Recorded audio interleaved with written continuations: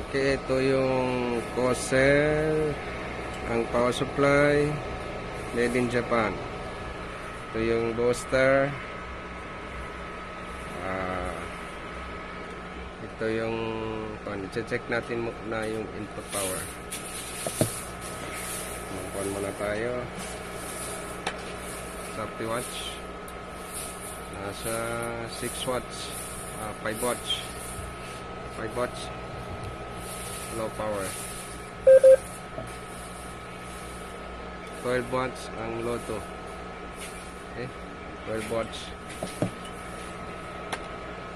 Nasa 300 watts na tayo, ha. Low 3. 60 watts sakto. 60 watts. Binabaan lang. Okay. Ano pa? Okay, 3 watts. 300 watts. Low 2 tayo. Low 1 tayo. Ilang ba to?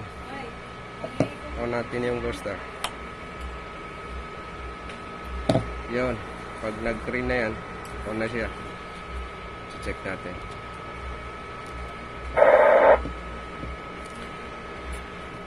Check natin. Ay. Tingnan mo, nasa 300 watts na ako. Mabali na yung kwan. 3 kilowatts natin, ha. Low 1 pa yan. Ilangan ba ito dito? 292. Ang output niya dito sa kwan, 400 watts. Low 1 pa yan, ha. 400 watts. Yan. Naka 3 kilowatts siya. Sa SWR niya ay sa sarili niya ay 292. Nasa 400 mahigit. Ayan. Okay. Try natin Lotto. Ilang watts? Sobra 600 watts. Sobra 600 watts. 421 dito. Ibig sabihin, maganda itong booster. Hindi, ano ba tawag doon?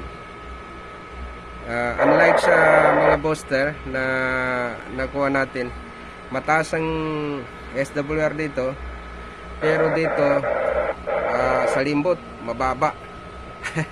Sa limbot. Okay? Lotto yan, Lotto. Nasa 600 watts na. Plus. Okay, low 3 natin, ha. Low 3 natin. Okay. Kaibigan. Low 3. Ayan, ha. 800 watts, ha. 800 watts. Ayan, ha. Sakto. Tumaas yung SWR na antena ko. Naka-ring condenser tayo, ha. AR. Okay. Low 3. Yan. Ayan. 482 dito. Dito ay 800 na. Okay? Yan. So, nakita niyo na. Ayos itong booster na to.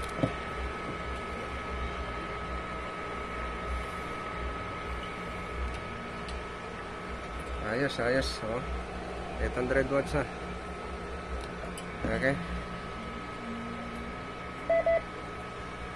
Ano kaya pa high power natin? Try naman. Ganun din. 800 watts. 488 dito. 800 watts.